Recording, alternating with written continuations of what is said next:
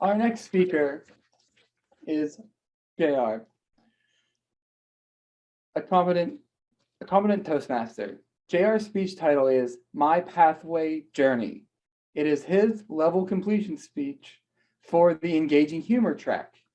The purpose of the speech is for the member to present a 10 to 12-minute speech reflecting on his experience in this path, summarize the skills he has learned, celebrate his achievements, how far he has come. Please join me in welcoming Toastmaster JR, My Pathway Journey, JR. Thank you, Mr. Toastmaster, fellow Toastmasters. What can we learn from a pumpkin as Toastmasters?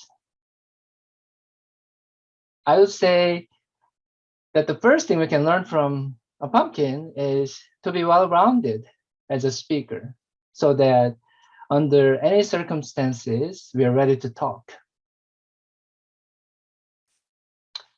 Second, I think we can learn to develop a thicker skin from a pumpkin, so that we can think on our feet and tackle any kind of challenging speaking situations. Finally, we want to learn from a pumpkin by keeping growing as speakers. As you have just witnessed, I've come a long way as a public speaker since I started 4 years ago at my home club, which is State College Toastmasters Club.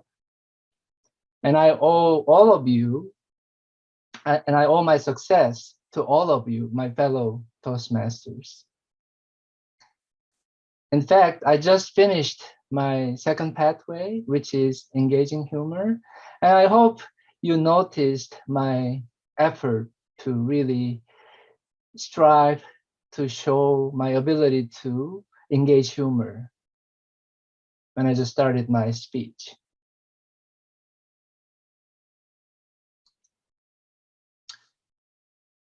My start was humble.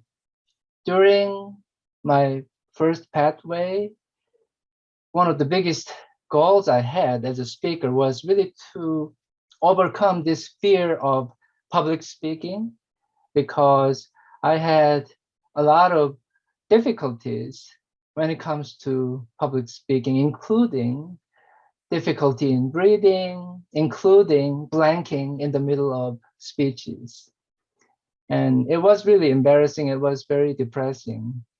So one of the biggest goals I had during my first pathway, which is dynamic leadership, was to really overcome this kind of fear or the challenges I've had as a public speaker, and also develop some confidence as a speaker, because confidence definitely makes a huge difference.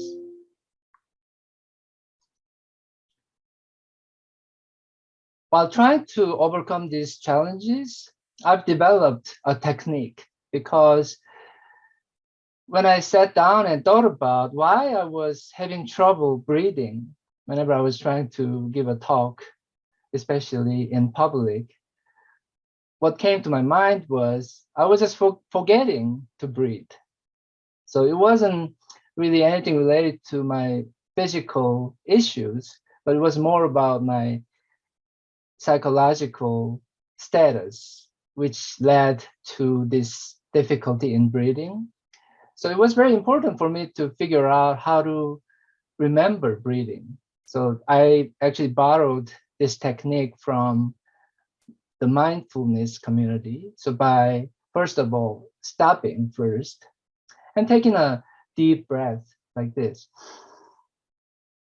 And then think, because one of the reasons why I was blanking in the middle of my speeches was just because I was so much under pressure, I wasn't thinking anymore. And this mindfulness technique has definitely helped me a lot, especially when it comes to me coming a long way as a public speaker.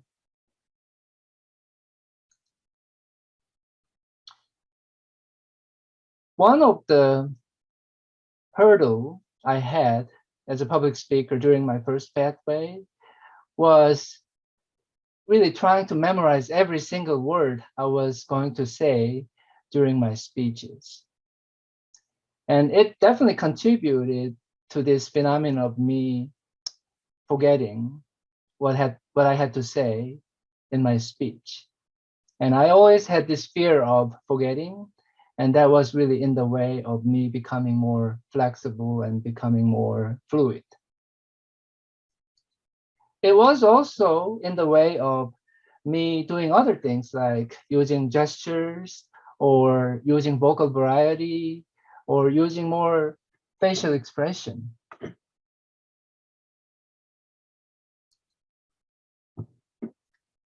So the focus of my second pathway, which is engaging humor, was really trying to break away from this prison of memorizing every single word of what I had to say as a speaker.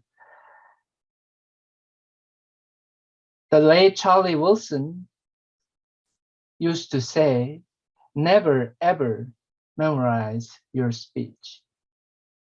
And I really tried to keep that in mind every time I prepared my speech for my second path, engaging humor. And some of you may be asking, how is that possible? You know, how can you just give a wonderful speech without memorizing any word?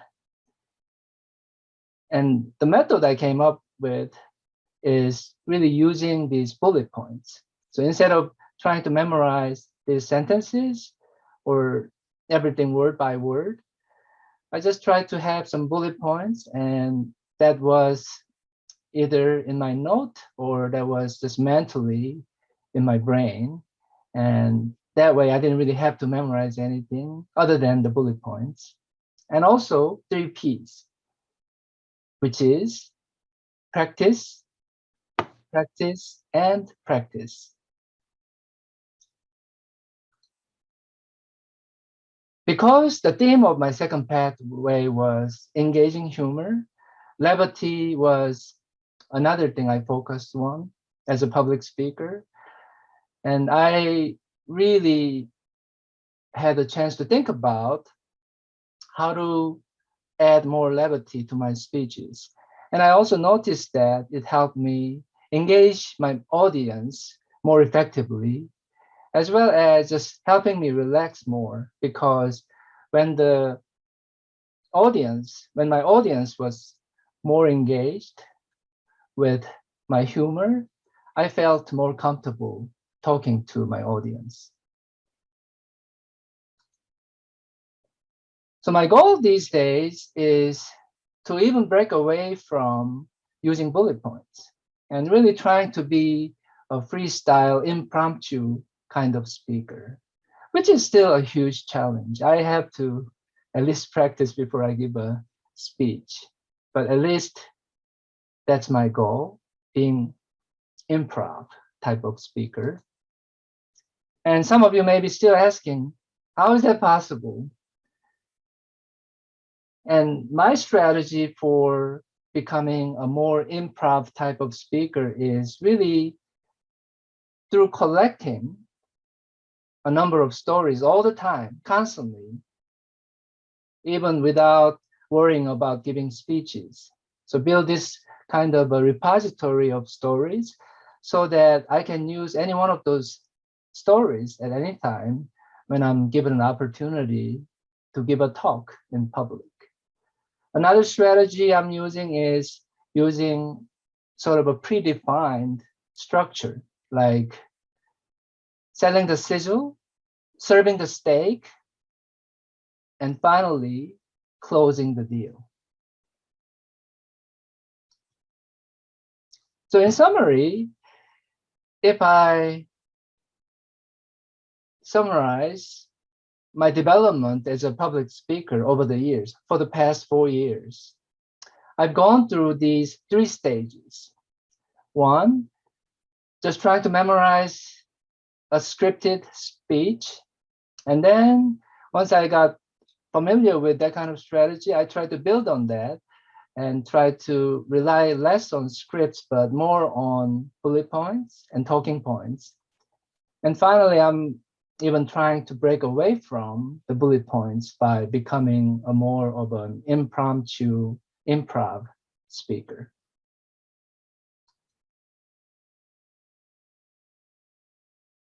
These efforts I'm making as a public speaker is having a very positive impact on my own professional life, because I used to be very fearful of going to these meetings because of the possibility of me having to talk during the meeting.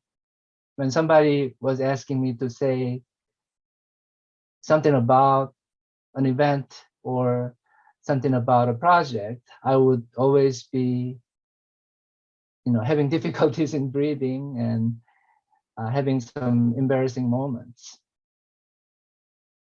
But because of the two pathways I've gone through so far, these days I'm actually looking forward to going to these meetings or looking forward to giving talks, because that gives another opportunity for me to really polish my abilities as a public speaker.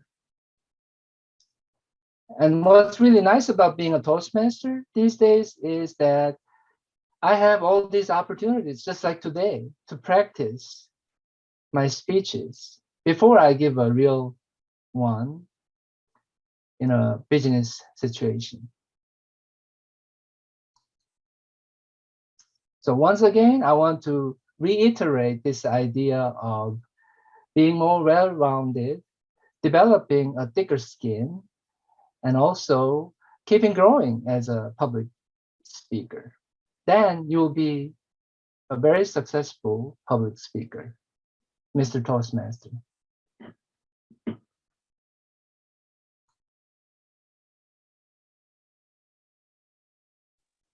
Thank you, JR, for sharing your reflection on your path, as well as sharing your goal with us of trying to be a freestyle impromptu speaker.